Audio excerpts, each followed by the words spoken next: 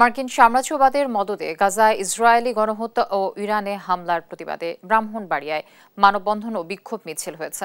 শনিবার দুপুরে ভাষানী চর্চা কেন্দ্র ব্রাহ্মণবাড়িয়ার আয়োজনে প্রেস ক্লাব প্রাঙ্গণে এই কর্মসূচি হয়। এ সময় বক্তারা গাজায় গণহত্যা ও ইরানে ইসরায়েলি হামলার তীব্র নিন্দা জানান। এসব ঘটনায় রাষ্ট্রীয়ভাবে প্রতিবাদের দাবিও জানান তারা। বিক্ষোভ মিছিলটি শহরের বিভিন্ন সড়ক ঘুরে শেষ হয়। পৃথিবী যখন এই গাজায় নিরীহ শিশু নারীদের হত্যার প্রতিবাদ করছে, বিরোধিতা করছে, সেই ডোনাল্ড ট্রাম্প ইসরায়েলকে সমর্থন করছে অন্ধভাবে। তার একটি লক্ষ্য ইসরায়েলকে ব্যবহার করে মার্কিন সাম্রাজ্যবাদ আজকে গোটা পৃথিবীকে তার করায়ত্ত করতে চায়।